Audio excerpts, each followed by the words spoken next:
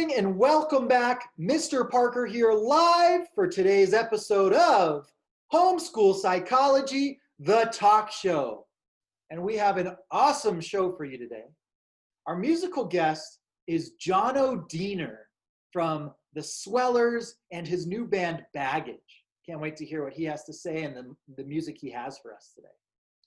And our special guest is a sports psychologist from University of Alabama, Roll Tide, named Dr. Bhrett McCabe.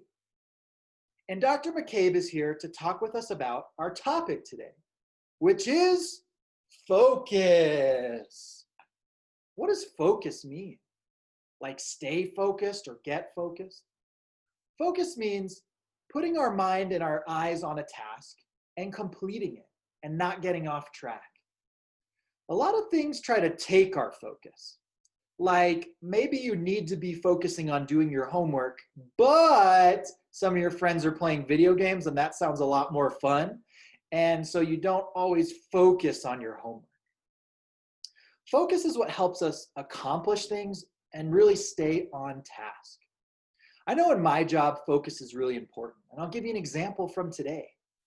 I was writing a lot of reports, I was grading papers, I was running groups. That was my focus, doing my job today. But one of my friends called me up and wanted to talk. And another one sent me a funny movie to watch. And so they were trying to take my focus away from the things I needed to complete. And often it's easier to put our attention or our focus on the things that aren't as important to accomplish. Like maybe you're focusing on your work, but it's a lot easier to just go and watch some TV. So we have to work really hard to keep our focus on what's important. And that doesn't mean focus on one thing forever. What I like to do when I'm working on something is set a time limit or boundaries. And I'll say, I'm going to focus on this task for 20 minutes. And at the end of those 20 minutes, I'm going to reward myself. Maybe I'll give myself a piece of candy or an ice cream break. Maybe I'll go out for a nice walk. But then I'll come back and I'll keep focusing on the task at hand. For me, it's important to take those breaks so that my focus doesn't burn out. So now I'd like to hear from our guest. It's Dr. Bhrett McCabe from the University of Alabama. He's a sports psychologist, and I can't wait to talk with him. Dr. McCabe, welcome to the show. How's it going? Man, I'm good. Thanks for having me. I appreciate it. Being here. So we're talking about focus, but I want to hear, who are you? What do you do? Yeah. You know, I'm a psychologist, which means I specialize in the way that people think, the way that people handle stress in their lives, and the way that they compete. And I help them find ways to get better. And, I've worked with athletes and competitors and people who are trying to reach the top of the goal and to hold the big trophy for a long time.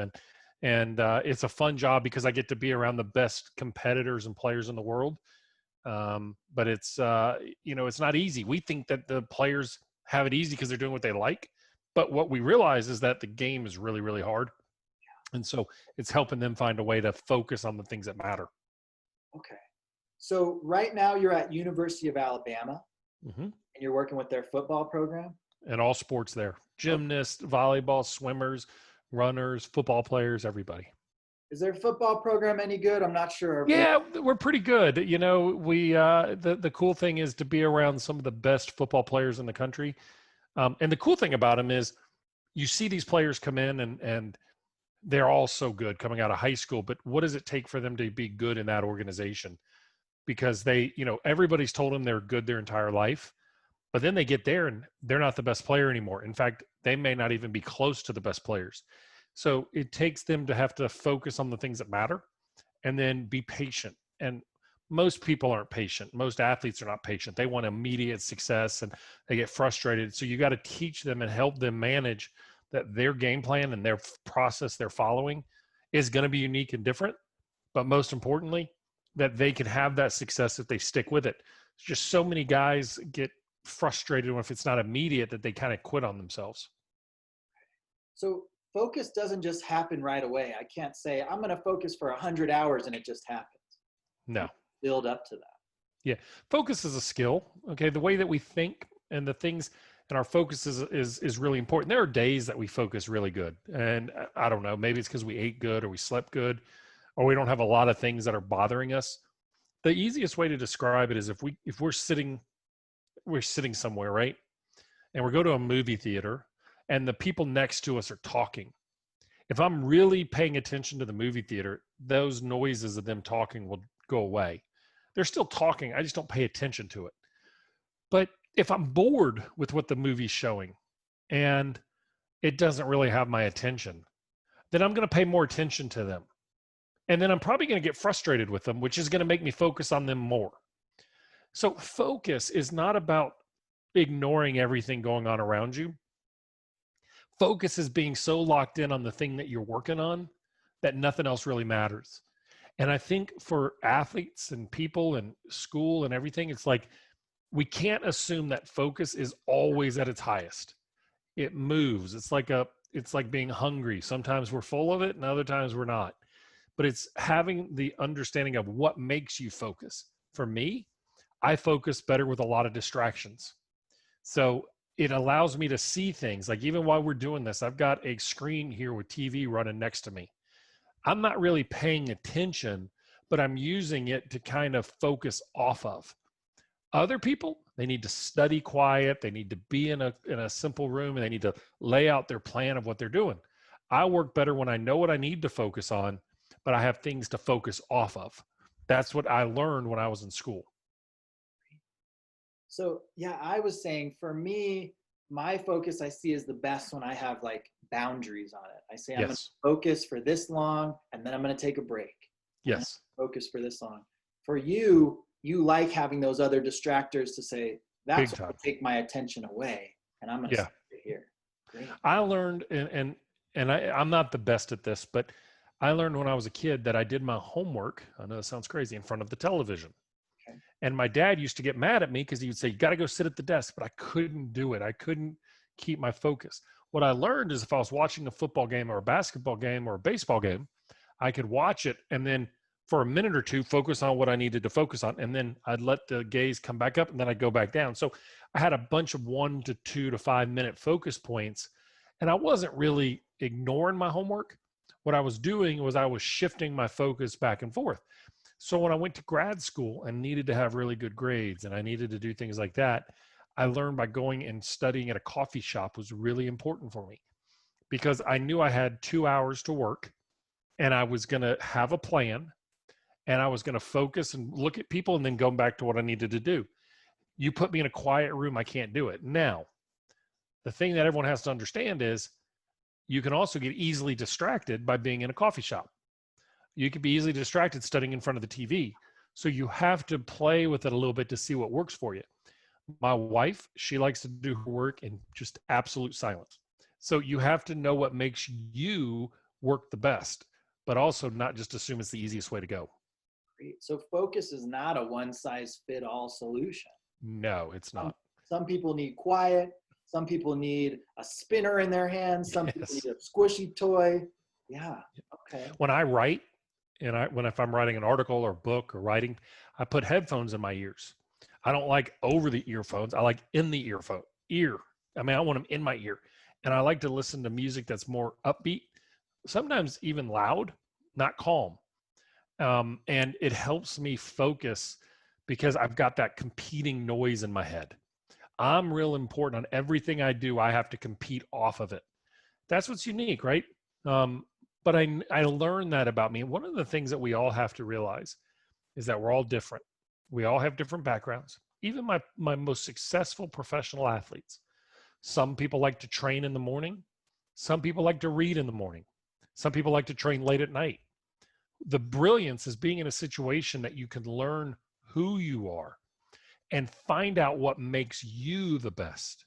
That's the ultimate goal. I say it's like having a fingerprint. We all have our own fingerprint.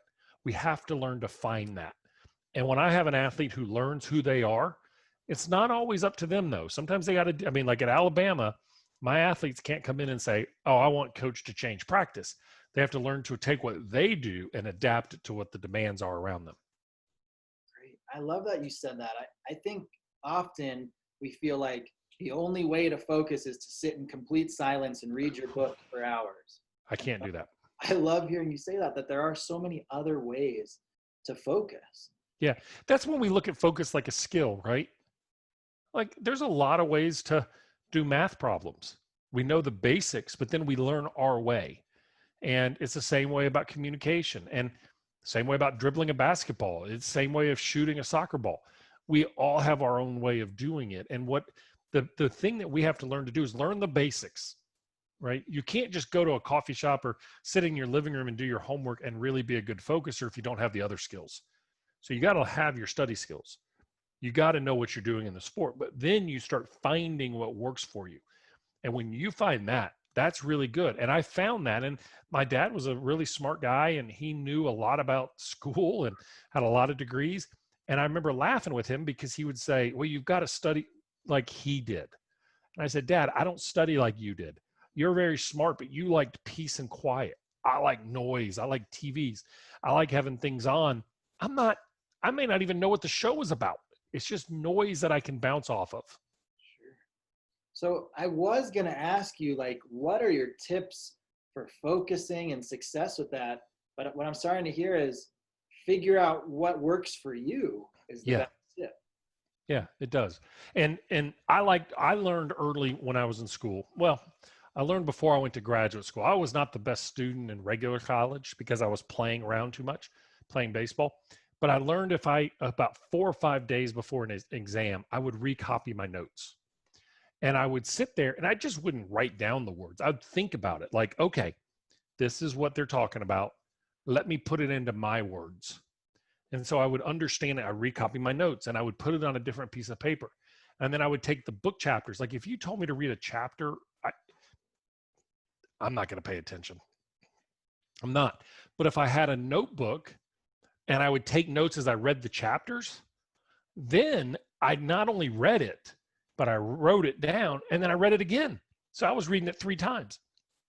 My grades went through the roof when I figured that out. And even when I was studying for my license as a psychologist, I did the same thing. I took my study materials, I recopied my notes, I wrote it down my way, and then I studied that material. And I would just keep studying the summaries, but I'd already read it multiple times. That's the thing that's important is I had spent a lot of time studying the material, but I put it into my words. And then when I had a question I couldn't remember, I could remember where it was on the page. I could be like, now, wait a minute here. I know that that's there. And I could start putting the pieces back together. That really helped me. That allowed me to recopy my notes while I was in front of the television. Okay. But I started 3 or 4 days ahead of time. But I would read it and think, okay, if they're talking about the U.S. Revolution and they're talking about Paul Revere, what's the important part about Paul Revere that I need to know? And I would write that down and I would, read what the note said, that the teacher said, read what the book said, and then I would write down summaries. So not only did I learn the material, but I learned my understanding of the material, and then I kept reading that, and it helped me get really, really successful in school. What a wonderful strategy. So I made a lot of mistakes getting there, trust me. Well, we've talked a lot about mistakes in this show and how they're just building blocks for learning. That's right. So let's say I'm sitting in class and I start to notice I'm really not paying attention. I'm not focused. Are there any things I can do to help bring my focus back, or is it just being aware of that? First is being aware. It's a great question. One is, and not getting mad at ourselves when our focus drifts. Sometimes there's parts of the day where our focus is harder. It's usually harder after lunch, later in the day when it gets warmer. We're getting tired. We're wearing out. Like focus is an energy container. Sometimes our stores, our battery life is really low. So some things that we have to do is sit up in our chair, put our both feet on the ground, right? Sit up, exactly, be present, but then realize you don't have to focus for an hour. Maybe focus for 5 minutes, and just take notes and listen to what the teacher's saying. And even if somebody's talking next to you, you can't sit there and say, don't listen, because you're now giving it more attention. Better thing to do is just kind of look and say, okay, look, I really want to focus here and pay attention and try to understand what they're saying more than just the fact that they're saying something. That's where we get in trouble. People think, oh, I'm listening because I'm just listening to the words. No, listen to what the meaning is. Kind of find the message and the meaning a little bit. Great. So make connections to the things you're hearing. Yes. But that first step is being aware, oh my gosh, I've been staring at that person next to me for the last 5 minutes. I better stop. Yeah. Or how much longer is this class going to happen? There's an amazing thing. The longer you look at a clock, the slower it goes. So it's just like my athletes do it. When they're training and they're hurting and they're tired and I don't tell them, don't focus on getting done. Focus on winning right now. Like when most people are losing their focus, make it a competition with yourself. Make it a situation where you are winning the game. So put yourself in like, hey, look, it's tough. A lot of times I struggle with focus, but you just have to make it a game for yourself. Wonderful. Wonderful advice, Dr. McCabe. Thank you so much for being here and being on our show. I'm going to have some of your information down in the bottom. Are there any cool podcasts or books our viewers can look forward to that you're working on right now? I've got some videos that I have on my YouTube channel through my website. And just some different things that I try to put out that just keeps people interested and engaged on what they're doing. I think the most important thing as parents and teachers and people like that is to realize that we are the catalyst for other kids. We're the catalyst for other teachers. We're the catalyst for other parents, meaning we can be the spark to get people going. So the most important thing that we can do is to connect to them as people first. And if we do that, oh man, now we care. Love it. Love it. Wonderful words of advice and wisdom. Roll Tide, go Tigers, Roll Tide. All of it. Roll Tide, go Tigers, all of the above. Dr. McCabe, thank you. I'm sure we'd love to hear from you someday in the future.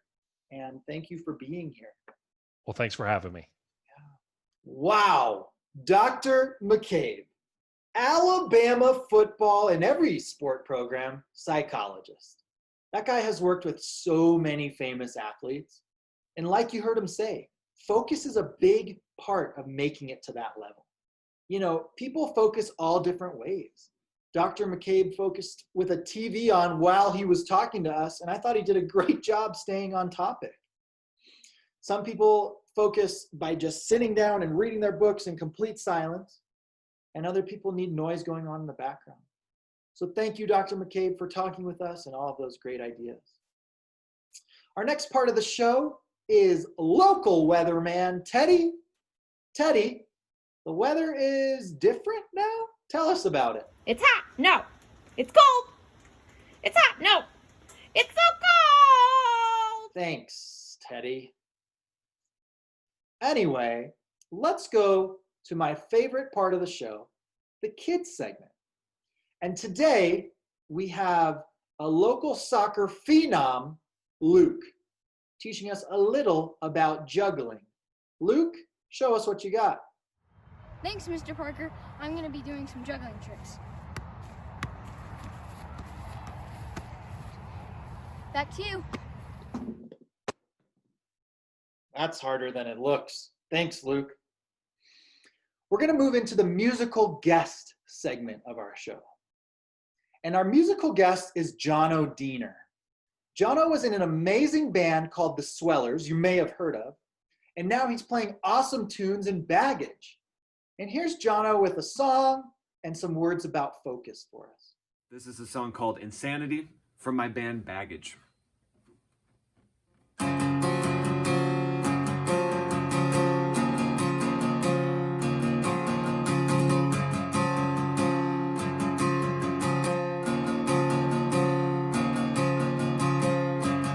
I was looking for a quick fix without the work it takes to get it, but I kept falling down.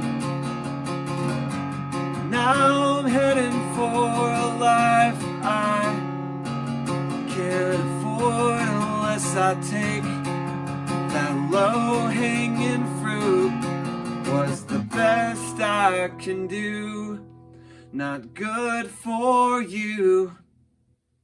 The definition of insanity is doing the right thing over and over again, expecting a different result. I should just give up. Yeah.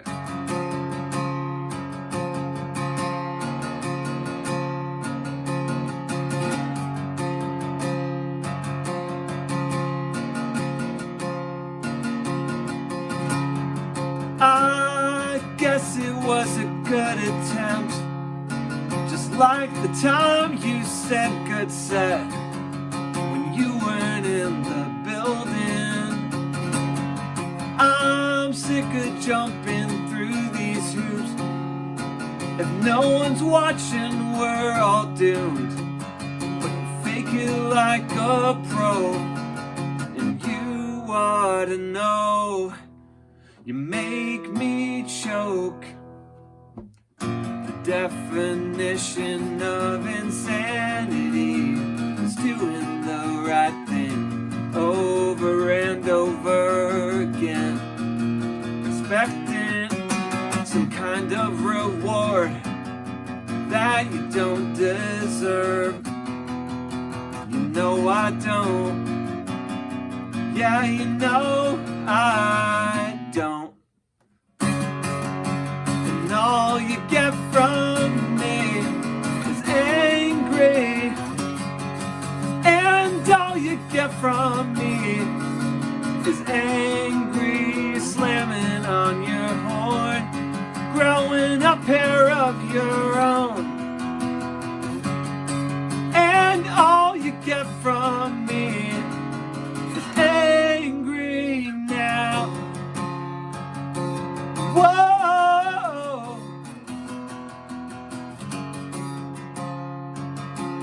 Whoa.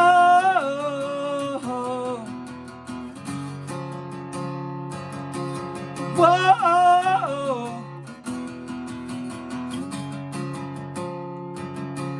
Whoa.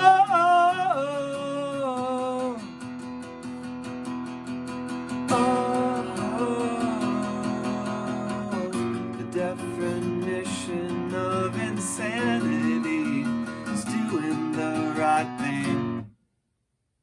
Thanks. I am a comic writer.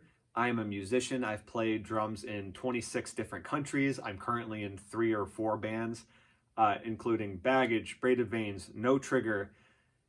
The list goes on. But one thing that I try to focus on is focus. I have a lot of things going on all the time. And what I want to make sure happens is each thing gets completed 100%. Because if I'm not focusing, my projects don't get done. And if I'm not focusing, the amount of work and the quality of that work suffers. So what I do is I make sure I schedule everything. I wake up in the morning and I have my reminders app on my phone or just sticky notes all over my desk. And in order is every single thing I need to do that day. I make sure I get each thing done individually before I move on to the next one. Because as someone with anxiety, it's really hard to focus if you don't have structure. So if I'm writing, for example, I need to get some assignments done for one of my jobs, or maybe I want to do creative writing for a new comic. I go into my office and I close my door and it's painted all green. I have a bookshelf full of comics, a bunch of toys, a bunch of fun stuff. And when I enter that room and close that door, I light a scented candle and I'm in a totally different headspace. That helps me focus. I create little tricks to help me get through the day so I know exactly what I need to focus on and make sure I get those things done. Going to the grocery store, as I'm walking out, oh, I need to clean my basement. Well, I'll do it after I go to the grocery store because that's on my list now. And if you hit every one of those points, you have a 100% focus and 100% being present in those moments. And it's very important to be present because if you're not focusing on what's going on, you kind of miss some special moments. So I hope that helps. Thanks. Thanks, Jono. That was awesome. Well, that's our show. It was all about focus and what it means to focus and why it's important. Focus is how we stay on track and stay on task. Focus is how we get things done. And even though focus can be hard sometimes, at the end of the road, it always pays off. I like what Dr. McCabe said about when it's really hard, when you think, how much longer will this class be? Or when you think, this is the hardest workout, I just want it to be done. Think about being in the moment and beating that moment. Yeah, class is hard right now and it feels so long, but I'm going to listen to what my teacher's saying and I'm going to find some meaning in it. Yeah, that workout is super hard and I just want to be done with it. But right now, I'm going to beat those feelings. I'm going to be better and I'm going to win. Focus is important as we move forward in life. And I work on it every day. Well, that's our show. I'll see you next time. Bye!